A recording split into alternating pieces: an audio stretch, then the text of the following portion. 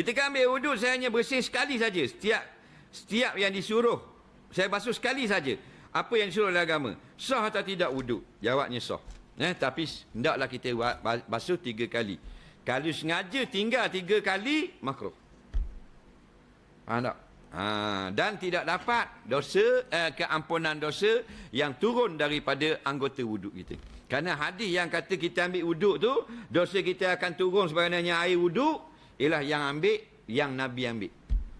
Kerana Nabi ada sebut, man tawadha'a fa ahsana wudu'ahu.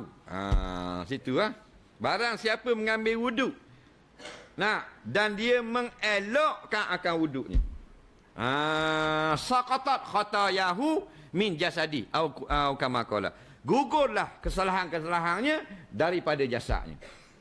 Nabi tak kata man tawaddaa saqatat, siapa yang ambil wuduk gugur. Tak, Nabi buat syarat pula, man tawaddaa, barang siapa yang mengambil wuduk fa ahsana wudu'ahu, dan dia mengindahkan akan wuduk.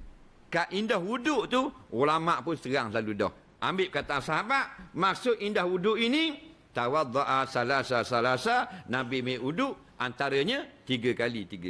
Kita dakwah 3 kali, tidak ihsan situ, tidak ada hasan, tidak hasanah, maka tak dapat keampunan dosa. Wuduk sah. Tapi kalau nak cepat, boleh dimaaf pada syarak. Tu imam mayang dah, kita lewat dah, boleh ambil sekali-sekali.